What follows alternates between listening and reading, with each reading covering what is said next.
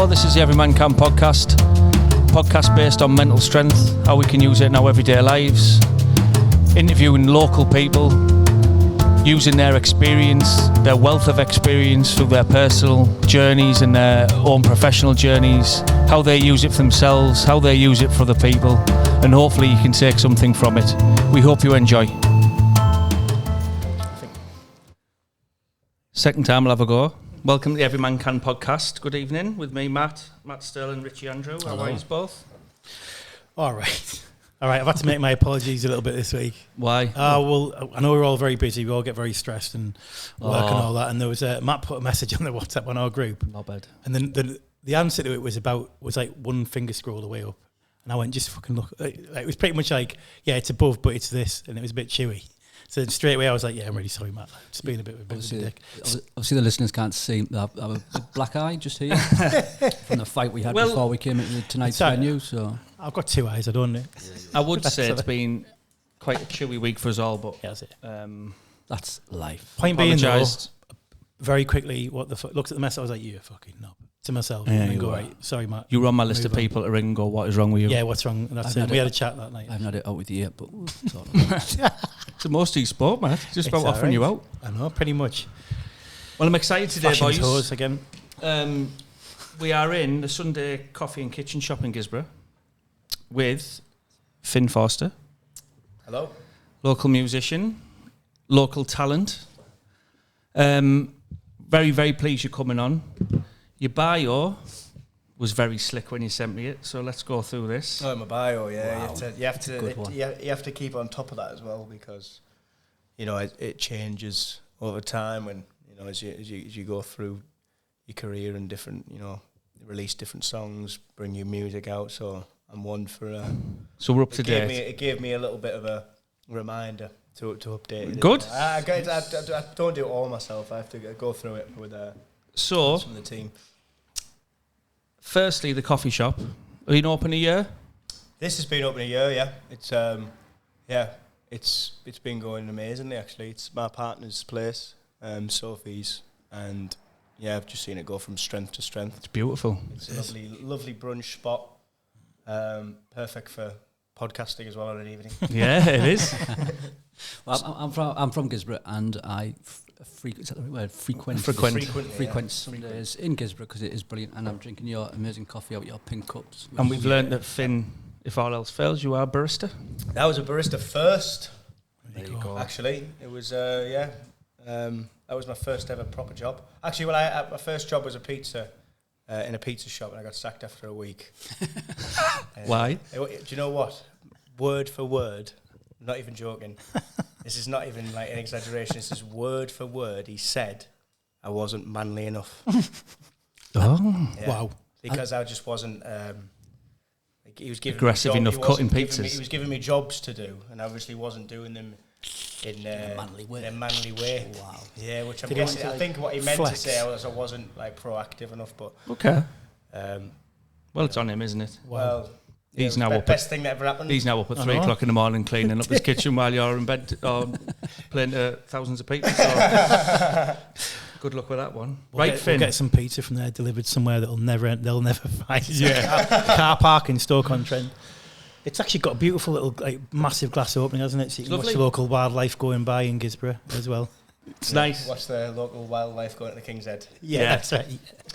So Finn, hailing from the industrial town of Middlesbrough, you are a pioneer of songs that come from places of real truth, deliver anthemic melodies and shine light on the trials and tribulations of your youth, told through your captivating vocals. You've already sold out a UK headline tour in 2022. You were a top 5 single in the UK iTunes pop chart. You amassed over 250,000 streams, being chosen as BBC's introducing T's One to Watch for 2023. And you've shared the stage with the likes of the Bastille, Rag and Bone Man and the Ratons over the last 12 months. Fresh from a successful UK tour and sold out hometown headline show at Middlesbrough Town Hall, which is again backed by the BBC introducing. You've just released a string of singles over the last 6 months, building up to your debut EP set for summer release 2024. Yeah, just right around the corner now. Okay, Panic On.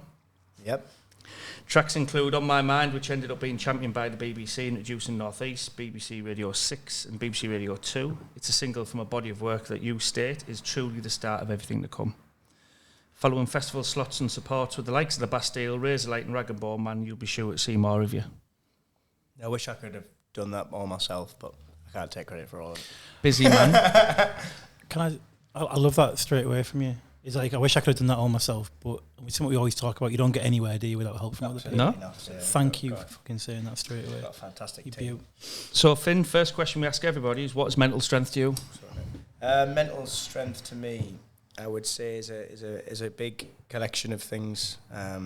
It's an entire ecosystem, and that has so much involvement from so many aspects. But for me, most importantly, I would say it's resilience and it's awareness, through an understanding, I think, as well, that, no matter when you're going through life, it's having that awareness there that there's going to be ups and there's going to be downs. But I think it's definitely about having the mental capacity to be aware that it's not always going to be like that. It's going to be up and it's going to be down. And I think as much as it's important to know that through times when you're feeling down or you're struggling, I think it's important to also realise that when you're up as well, because you can get carried away with things. And I think if you do get too carried away with things when everything's going so well, it can make it even more difficult when it's not like that anymore.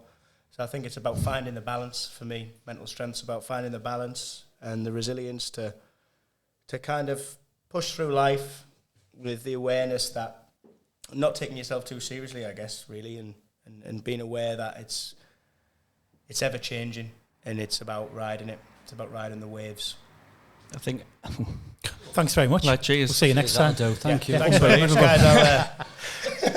The big thing for me there was that and I think we're all guilty of this, we don't appreciate when we are on the up and when we are feeling good. And I think there's a big emphasis nowadays on mental health, which is right. Gratitude.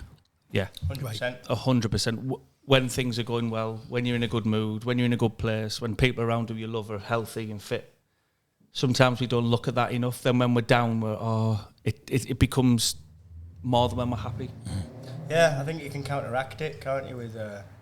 You can counteract feeling down by sometimes taking a bit of a step back and just listing things.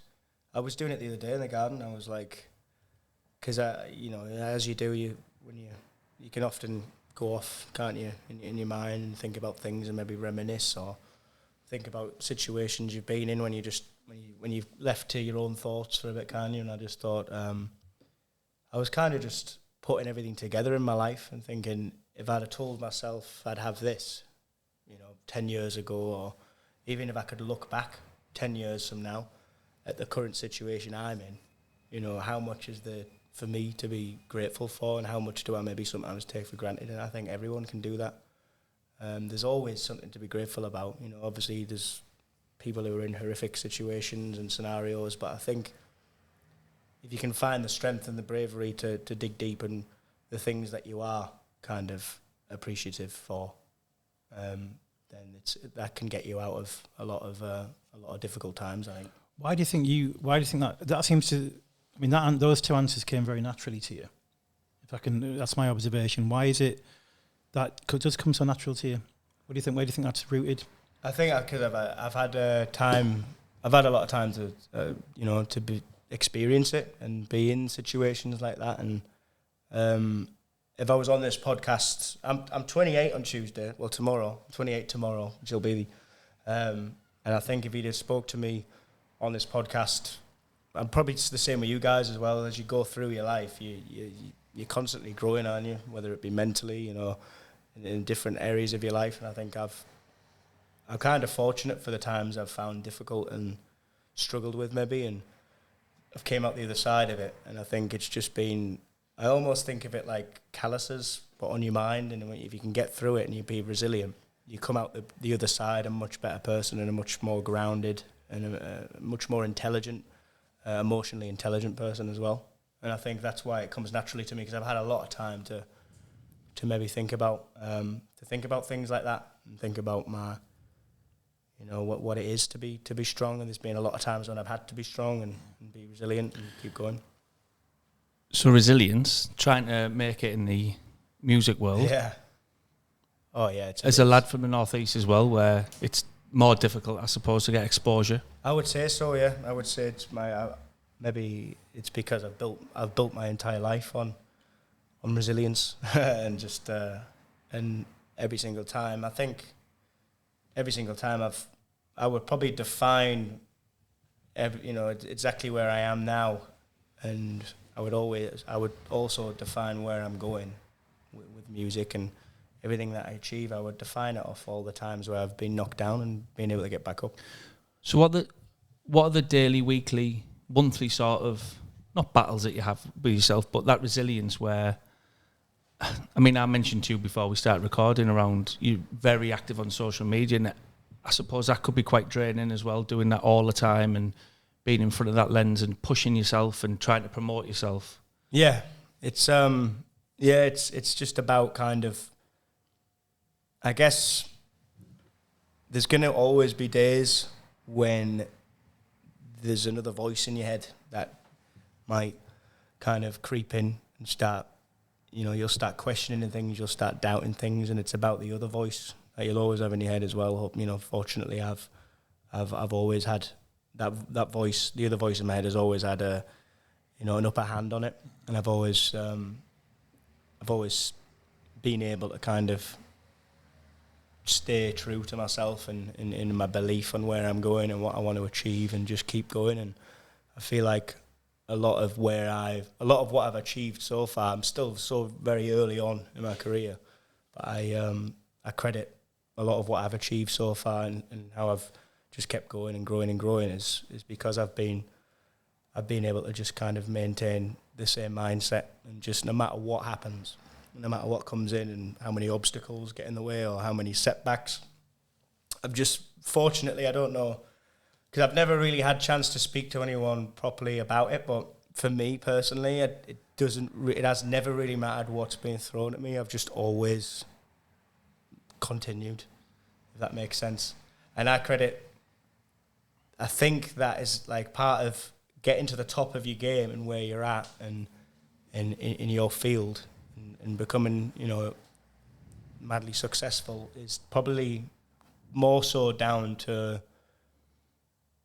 never giving up and being able to continue than it is down to anything else, to be honest. I think a lot of people have just been able to weather whatever storm comes at them and survive. That's really interesting, and you say that not just being an artist like yourself, but any job that you're in, any profession, when you know you're good at something, like you clearly are. In my old job, I knew I was good at that before I left. And no matter what happens, you've got that right. Doesn't matter how bad you're feeling, you know that you are really good at what you're doing, and what you're doing is for yourself as well. And I think that's massively important to realise that. So when you say you're on top of your game, I want to go into the music a bit. Very soulful voice, influenced by soul, I suspect. Yeah, I do love a soulful voice from artists. I definitely resonate with it. I love that kind of music. I think my biggest influences are probably like Paolo Nutini, Chris Stapleton I love as well. Kelly Jones from Stereophonics, I'm a big fan of. So there's kind of a bit of a link there with powerful voices, and also, prolific sort of really cool songwriters that, they seem to write about real scenarios, real situations. I resonate with that a lot. I like storytelling, I guess. And that's a singer-songwriter thing. Yeah, it's a genre within. Everyone always thinks, if you're writing songs, there must always be about some real situation or come from you, but that's not the case at all. It's there's different parts and different genres within the industry where not everyone does that. It's like singer-songwriting to its core when you're writing about yourself. I guess it doesn't always happen like that, but it's different. Yeah. One of the levels, I was just chatting to someone I was working with recently about this, but there's several levels from I'm on autopilot and I'm hyper aroused all the time and stressed out all the time, not even thinking about what we're thinking. The next level down is thinking about thinking. And I was thinking now when you were speaking about the nature of writing lyrics, about developing a song and then, and starting to play it. And actually, that is like, it's almost like an overthinking process, isn't it? But you're going into it and interrogating it, I can imagine. There's a process there, is it? Songwriting it's kind of mad. You have to, for me personally anyway, the way I write, because not everyone's writes like I do or like my influencers do. There'll be some people who'll never write a song that'll come from a personal situation, or it'll come from then. It'll just be there's genres out there where it's just there's loads of different genres where there's barely any writing in it. It's all musical, isn't it? It's just from about something else or about a different situation or about something that's been made up or whatever entirely. But I think with me early on, I realised kind of I wanted to do this and I wanted to go for it, and I didn't necessarily want to get to the top. I just wanted to be able to look back towards the end of my life and maybe think there's nothing more I could have possibly done to when trying to get there. That would have been enough for me.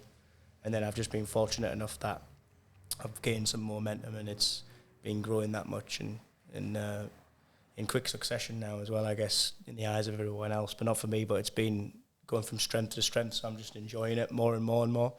But I think with songwriting, like you said, I realised that it was going to be a bit of a rare and crazy profession, because 99% of everyone in the world who isn't a songwriter or isn't doing songwriting, they'll often keep these internal thoughts to themselves, and no one will ever hear about it unless you chat in depth. But even if you chat in depth to someone, you rarely ever do that with multiple people. It'll always be maybe one person, if you ever do, especially if you're male. We never really talk about anything. So I kind of realised with songwriting, it was going to be interesting and it was going to be rare, because I was going to be writing it down, putting music to it and sharing it with the entire world. So the song you've just sang for us? Yeah, Butterfly Man. It came from a place of I lost my friend to suicide. He struggled with his mental health. It came out of nowhere. I think that took me by surprise massively, as it probably always does, I would imagine, in that horrible situation. But I remember it's one thing I love about songwriting as well, as I remember writing that at home in a sort of where I was actually back home with my parents, because it was during lockdown in 2020, and I remember writing that song, and then I just finished it. It's the first time this has ever happened as well, and I finished that song and I just felt a giant weight that had been lifted off my shoulders, almost like therapy. Almost like some form of therapy, like a massive form of therapy, but I did it all myself. And I thought, that's when gratitude came into it. I was like, how lucky of me, how lucky that and fortunate am I that I am able to do this. Because not everyone can, do you know what I mean? I'm like, this is another big thing about songwriting. So a big thing around trauma is... a few therapists have spoke to me about stuff and said, write it down, burn it, write it down, get it out. But I suppose with your talent, you've got the opportunity to write it down, pick a melody to go with it. Yeah, of course. Practice it, perform it. Cool. So think about Chris. We interviewed who's a stand-up comic from Red Car, and all the way, and obviously he's found his career traction now. Fantastic for him, just amazing to see what he's doing. But he brought poetry to the podcast when we did it in Borough with him, didn't we? And it spoke about it in a very similar way. And so it's like, I'm always thinking about the receiving music. I mean, you talked about your influences there as well. I was saying about listening to Metallica or Rage Against the Machine when I'm pissed off. And it's like it dials it down. You'd expect it to get you more pissed off, but it doesn't have the opposite effect for me. It's like receiving music. It's like the mood thing and all. I've had some music's been. I don't know whether it's like this with everyone. I guess music in itself is getting people. There's some people who absolutely love it, isn't there? The massive fans of music as a whole. There's some people who don't really care for it at all. I would say a majority of people can be moved or resonate with the right music if they come across it. If you give it. So I always say about music to people, I think, is a time and a place. And what music does is it transports you to that to that time and a place. It's a soundtrack, isn't it? Yeah. It's a soundtrack for a certain scenario. It's almost situation. like... It's your story. Yeah. With the narrative And that it runs takes you back stories. to memories, good or bad. It can completely... It's amazing. Yeah, it's great. It is great. But I think for the opportunity for you to share your feelings in a song and then perform it in front of people, and it's about your mate, I think it's almost a beautiful thing for him as well. Yeah, I think that's what I got from it as well. And I remember when I first I'd first recorded it and I'd first put it out there. I remember getting a really nice message off his mum and his sister, and then a couple of my mates, and they were just like, "This is one of the loveliest things that, you know, you could have possibly done. Thank you," and just really grateful that I'd done it. Awesome. That's awesome. Yeah. Time for a quick break? We'll take a quick break. We'll be back in just a moment. We're just having a quick breather from the podcast. Just to let you know, you can find Every Man Can on all your normal social media platforms. You can also get this podcast and all of our other episodes wherever you get your podcasts from. All we ask, and this is the only thing we will ever ask of anybody, is that you like, share and follow everything that we do, because all we do this for is to help and inspire other people.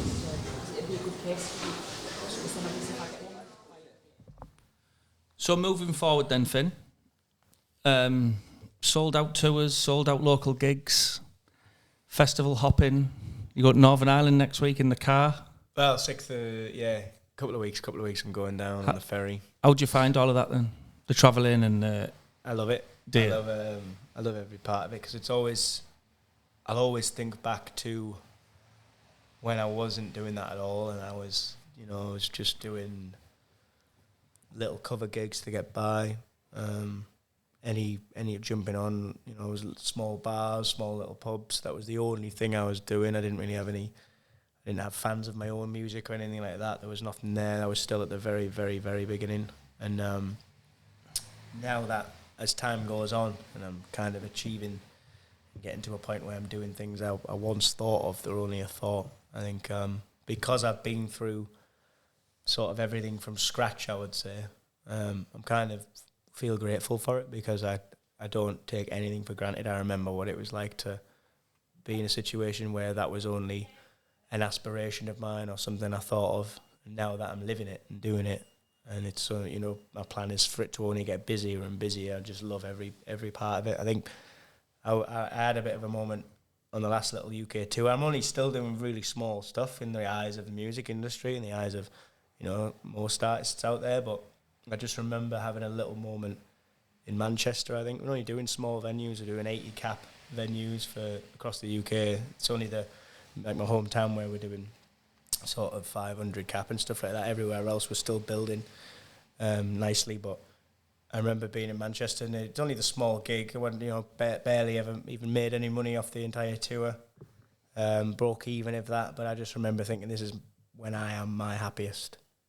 Massively, we had just finished the gig, and I just thought, this is what I'm meant to do. I think overall with music, there'll be some artists who like recording or producing or writing. I think my absolute favourite thing to do is play live. So I love every part of it. And the beauty of that is, I suppose, with your social media presence and sat at home on your own, you get with your talent and you get that opportunity to do that, don't you? So whenever, I know in front of people is different, but whenever we touched on where you were sat in the garden the other week and you were really thinking deep about stuff. When you're doing something that you love and you're good at, what an amazing feeling just to pick up that guitar and just sing, even just sing to yourself or sing to a family member or test out a new song. And in them bad times, I suppose that just takes you out of that. Yeah, of course. It's just like it's being aware that it's a lot simpler than people make out. Everyone always thinks with something they're setting out to do. With me, it was I want to do singer-songwriter. I want to be a singer-songwriter for a living. I want to be able to resonate with as many people as possible through means of what I've created. and share it with people and improve, maybe improve their lives through means of creating something that they can take away and improve their mental state, or it can create a soundtrack for a certain situation or scenario, and it can just really resonate with someone in that way. That's the most important thing for me. But then I think you can sometimes get dead caught up when you're setting out to do it and think, oh, if I'm not at the top, or if I'm not doing this, or if I'm not selling out, arenas or stadiums, and I'm failing. And I think it's interesting to take a step back sometimes and think that the core of it and is much simpler. If I'm at a situation now where I can go around and I can make a living, and I might be on a smaller scale currently in the moment, but I think only recently I've taken time to enjoy that and think, how lucky am I? That, I might not be selling out stadiums or arenas. That's a goal to eventually get to. But don't be charging 115 quid plus 16 quid booking fees. None of that. We've had that discussion. Keep it real, 30 quid. Can I just ask a personal question and go at the dark side a little bit? Is that all right? Yeah, of course. Just because we talked about the highs and just you talked about you mentioned about the lows as well. Yeah. So what would be those moments where you've nearly smashed your guitar up and thought, oh fuck, I'm done. Do you know what I mean? There's been loads. I want to go back to the pizza shop. There's been I don't think they'd even let me in if I went back. There's been loads where I think, like I said, I tried to explain really earlier, was I credit everything that I achieve and how I'm still going strong and still going from strength to strength. I credit it to all the times when I nearly quit and didn't. I think the difference between me and people who might necessarily not do this anymore, I might have given up, is the fact that I just continued on through the times when maybe 99.9% of people would have just thought, this is not worth continuing. I just think I'm fortunate that, I don't know whether that's something you choose or whether it's something embedded in you from a young age, or I wouldn't know. I think I could credit a lot of it to maybe my mum when I was growing up, to making me aware that I can. She'd always say to me, you can do anything you want, but you have to be willing to work for it. Nothing comes easy. Wise words. It's like it's not even guaranteed. No, literally, it's not even guaranteed. But all you can, so I say to it my won't happen kids, if you're going hard. if you're going to go at something, go at it 100%. Yeah. And if it doesn't work, you've give it 100%. 100%. Yeah, you can. And I think there'd be nothing worse. So you could quantify this to sport, whatever profession you're in, music, anything. Your lad's trying, he's just got his first 2 years at MK Dons. I've got a daughter who's just hell-bent on football. And I just say to her all the time, you've got to give it 100%. And when people you see are not giving it 100%, you go to 110% to gain them small advantages. Because that's all you can do is your best. But I think when you're doing something that you love, and we keep going back to this point, so lucky, man. Yeah, that's what I mean. A lot of it's gratitude. I think it's more so important. I would argue it's more important to be able to look back over a certain period of time when you've got these goals and you're going after something that you really want to achieve and you really want to do. I think it would be more. I think it's more so important that you can look back and think there's nothing more you could have done or given to going after it. You've given everything you've possibly got. I think you'll be in a lot more of a peaceful place, regardless of whether you've achieved it or not. If you can look back like that and think, I've 100%. When did this start for you? Just the resilience. Sorry, I should be a bit more specific, shouldn't I? Playing guitar, learning guitar, writing, the whole thing. I was really fortunate. I grew up in a musical family. It's quite interesting for me because I grew up in a very musical family. It was in a family band from a young age. I was the third generation of a family band. There was my mum, my auntie, my cousin, my granddad, my great uncle, and my uncle, all in a band who did Irish folk music, Irish folk covers. They did local folk festivals and loads of local gigs and stuff. So I was surrounded by it when I was younger, just rehearsals and their gigs as well. And then I kind of just fell into it by being surrounded by it, I guess. But then I'm the only one from that who's gone on to try and, well, to do it as a actual profession. If you get what I mean, it was very fun for them. I was, but then if you take it away from that and think in the eyes of the industry and what you have to do to take it to the next level and take it from a hobby or take it for something that is you enjoy into, right, this is what I want to do for a living and build a career out of it. It's two very, very different things. It can be very difficult. So I started from absolutely zero. I just had to figure it all out by myself. But then I was very fortunate that I wouldn't have even got to the point of being able to figure it out by myself if I wasn't surrounded by it in the first place and felt so passionately about it. So I was very lucky. I got a really musical family, still very musical, and we're so supportive. Proud of you. Very supportive. I'm getting that supportive vibe because you reeled off, really supportive. A whole variety of like family tree members, like bang bang bang. Like you're obviously very tight family. Yeah, very supportive of each other. WhatsApp group. They say the Jackson 5 thing is it where it's like kicking off and like pushing you on stage and all that stuff. It's completely the opposite by. Yeah, I remember I remember it's only now that I realise when I look back about there's certain situations and scenarios, not scenarios, but situations or memories in your life. You don't realise the importance of them until you look back. And this will probably happen throughout your life. And one of them for me was the first time I ever sang in front of people. And I remember it like it was an hour ago. And it was in my kitchen at a family party at my nana's house. In the kitchen at my nana's house. In a family party. And there was a big kitchen full. I was about 11 years old. I'd never sang or done anything in front of anyone before. I'd just kind of enjoyed it. Enjoyed listening and stuff. But I'd been singing at home, maybe in my bedroom. And my mum said to me, why don't you sing a song in front of people? And the whole kitchen went silent, and I just went for it. What did you sing? Oh, I sang them. You're probably not expecting this, but America by Razorlight. Can you believe it? Yeah. They were supporting James the other night. Oh, was I'll come back to that. Yeah, go on. Yeah, I was 11 years old saying, I light a cigarette, cause I can't get no sleep. But and it was singing that, probably madly out of tune, terribly, just a cappella, no instruments, and that probably was horrible.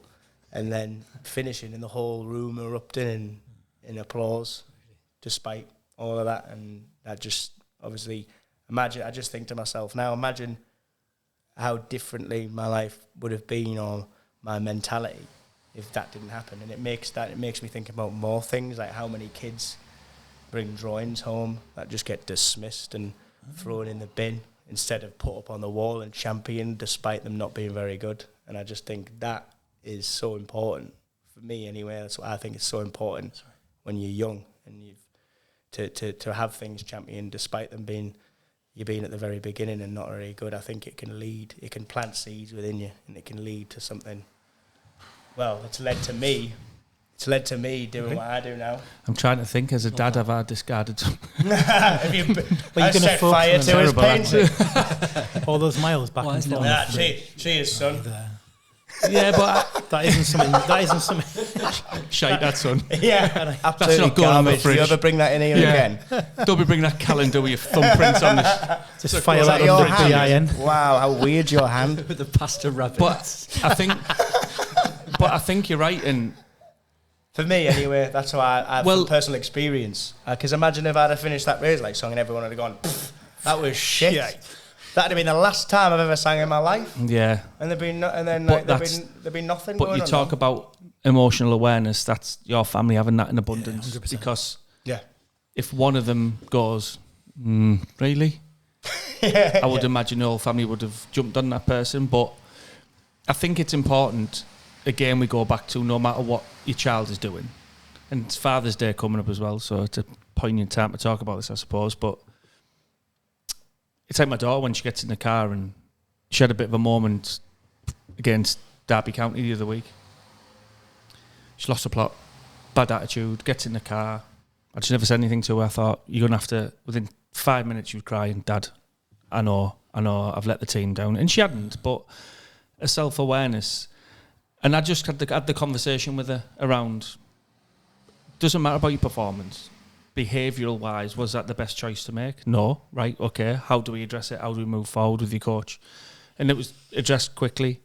But no matter what they've done, whether they've played good, played bad, or drew something bad, or sang something bad, and we've discussed this with Amanda on the first podcast, when people are told all the time, you're useless, you're not very good, shamed, them little things creep into your life, and especially as a lad, I think you grow up thinking, well, I won't do that because, and I was lucky my mum and dad were really supportive of me, and I'm trying to give my two that exact sort of support, and maybe more, and because me and the mum aren't together and it's divorced, I still feel a bit guilty when I still have a beautiful relationship with my kids, and I get on with, my ex really well now. But it's sharing them moments, and don't overcompensate, but just praise, positive, everything. And then no matter what they do, they'll be fine.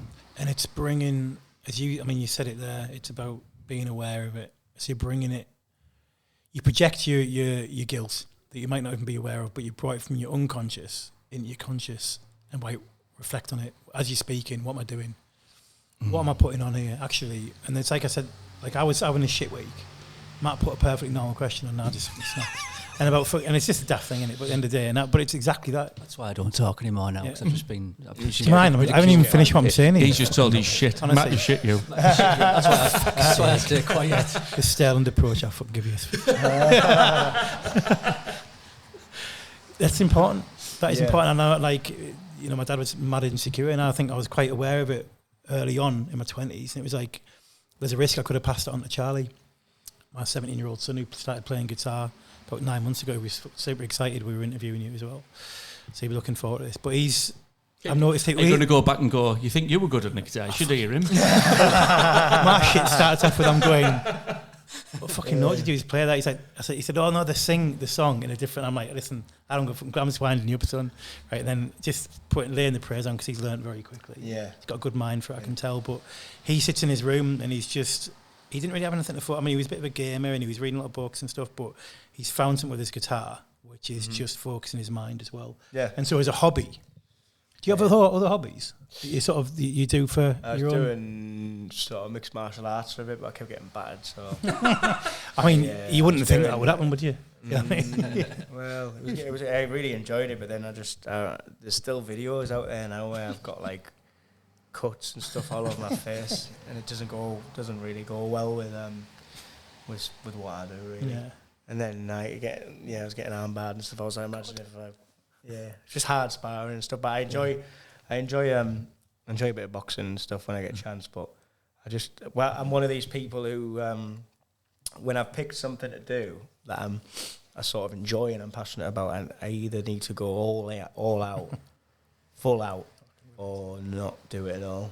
Otherwise, I can get carried away with it, which is a bit of a nightmare, because it just kind of means I can't ever enjoy something just for enjoying it and it being a hobby. But I dip in and out of things, I guess. Do you think you become obsessed?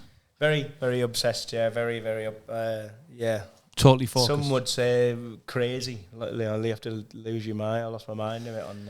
It's just pissing me off. On music. Keep meeting these 20-somethings and they fucking got it sussed out. I know. 15 years for our work, actually. And it's like, I get a bit obsessive and I'm on my third wife. But going back... You know what I mean?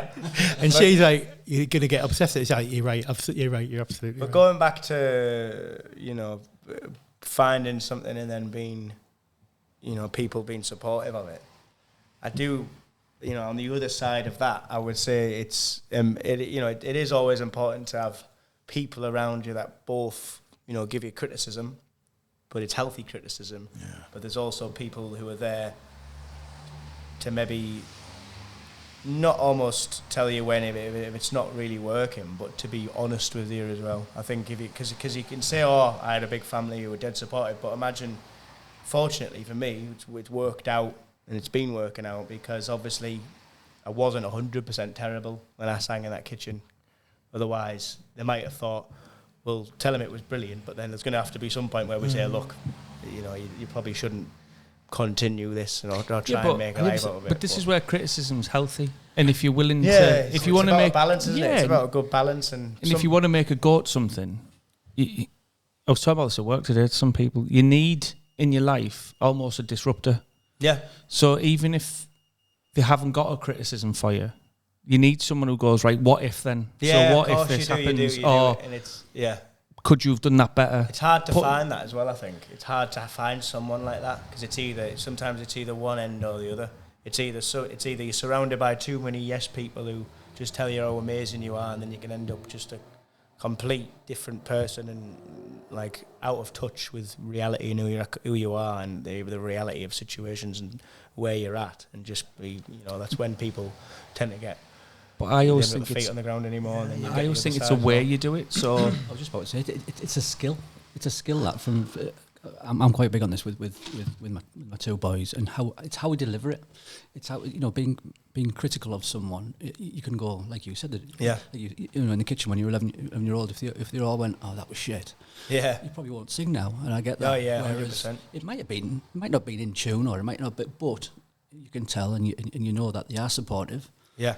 It's just the way they deliver it and the way it's been delivered. It is. To you. It definitely is a skill. Look at where you are now. Yeah, yeah. I've 100%. I've learned quite a lot. Is to say like, so if I was, what do you think could be better? So you put the question back onto the person almost instead of That's saying a good idea. Yeah, instead of saying like, look, Finn, the sound was terrible. This wasn't very good. You didn't have a good coat on or whatever. Yeah, it's hard to find people. Isn't but it, what like you that? say is right. Look.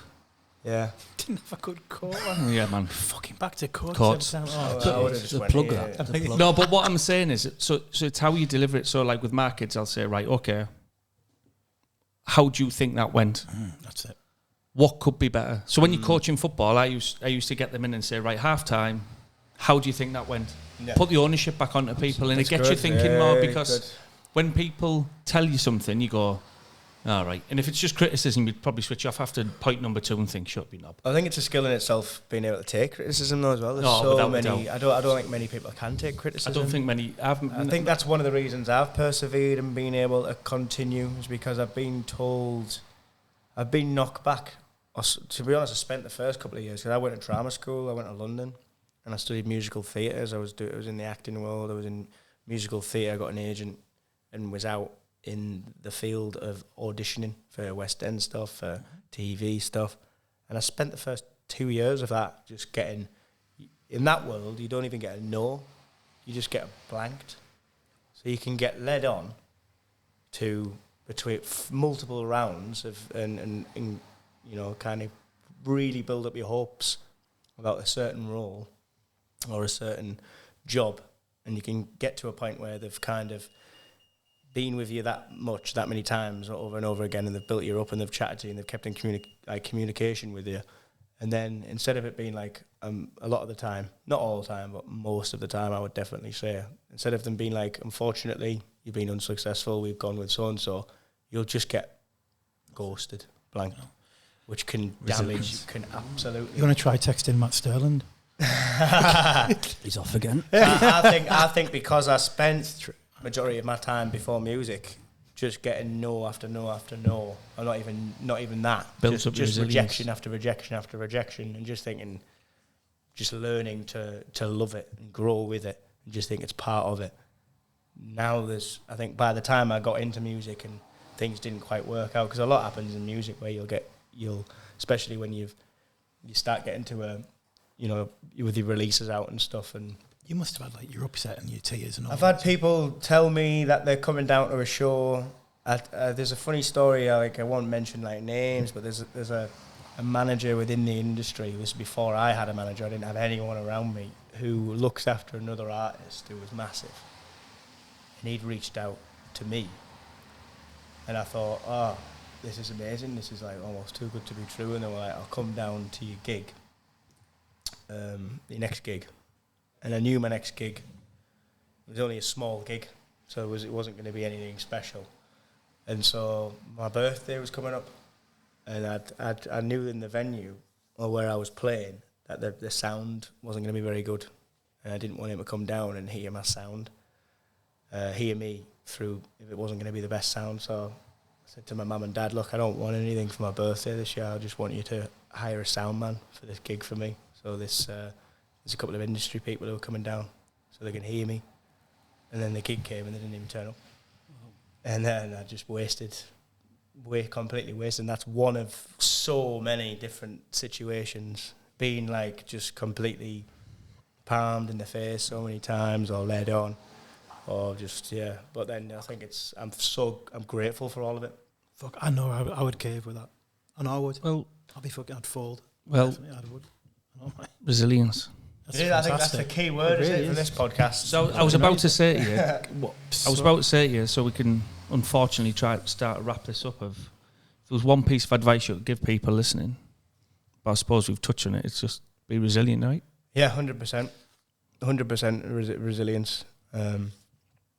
Just be aware that, no matter what you're going through, it's always going to pass. And it's about, finding the strength to weather the storm through the times that, you're struggling with. And just also enjoying and taking the time to be grateful for the times when you're not and you're having a great time and you're high. It's just about finding that balance and taking life metaphorically as waves that are constantly coming at you continuously. Well said. Do you ever get the, like in the music industry, those, there might be like child stars who have like had it put on a plug. Well, that's obviously that's a thing, right? That's That's, or you've crafted, had adversity. That's to what get happens there. when you get too much of everything all at once. Yeah. And like I said when we were talking earlier on about the balance between too many, it's good to have support and supportive criticism and stuff, but if you have too many people just saying yes to you and applauding what you're doing, if you have too much of that and you don't have the people you were talking about when you were telling them, you need someone there to have a bit of a reality check or a bit of healthy criticism or to have a bit of a reality, sort of a realistic chat with you and ask you how you're feeling. If you don't have that, that's when you end up in them situations, I would say. There is. You say resilience, and we talk about these things all the time, don't we? But there is actually all this work being put into what does that actually mean? Is it just a buzzword or is it a real thing? It's a real thing. And there's a resilience framework that's been developed from all the research, looking at all the different stuff. And it's like there's an adult one and a children's one. It's on a website, you can Google it, called Boing, Adult Resilience Framework. And it's just, you look at it and it's got all these different pillars and you can see what works in a life, but it needs to start young. Yeah. Basically, it has to start young and, like I said, have all those supports around it. You don't want to wrap a kid up too much. You need them to have adversity, but you don't want to let them run too wild without boundaries and all that stuff. You've got to keep building them up. I would say it never starts young, but then I would say it's never too late either. I agree. 100%. Yeah. I agree. So moving forward, Finn, you got a gig next week, Middlesbrough Town Hall. Yeah. Got me tickets last night. 10 tickets left. 10 left. 10 left. So how many? It's only a small room, so I'll have to double check the capacity. But we're doing the courtroom. So Yeah. done the crypt. Sold out the crypt last year. Nice venue. Sold out the crypt last year with BBC introducing. This one's an intimate live and acoustic. Just me chatting with Shaq from BBC introducing. I'm going to do, I don't know whether you've ever been to festivals where they've done sort of, meet the artist kind of thing where the artist will be on stage, you'll talk about songs, sort of track by track, like a live commentary, but then I'll play the song as well. So I'm going to talk to him about each song off the new EP. Really looking forward to That's that. that. So Grey Skies, it's called, out 21st June. Fantastic. What's it called? Grey Skies. Grey Skies. Yeah. Just keep an eye So on where can people find you? Find me on all social media under Finn Forster, FINN FORSTER, and then on all streaming platforms as well. It's on Spotify. Is that all your content on Spotify? Not all of it. No. I've got building my YouTube channel as well, building that up, doing monthly vlogs so people can see my journey, all the ups and the downs as well of it in real time of the one who can look back month by month. And I started doing that in January and I've kept up with it every month. And it's called A Year in the Life of an Independent Artist. Nice. And you can see it unfold. Well, good luck with it all, Finn. Yeah, Brilliant. As an area, I'm sure it'll be echoed across the area. Proud. Yeah. Absolutely. Do the area There's proud. going to be some mad support, crazy support, and Good. crazy. But that's a good thing about this Go area. big, make When the country proud. but Do this area Sick. gets behind their people, right? Yeah, 100%. So, right, good luck with everything. Thank you for having me. Take Cheers. Cheers, guys. Thank you. Cheers.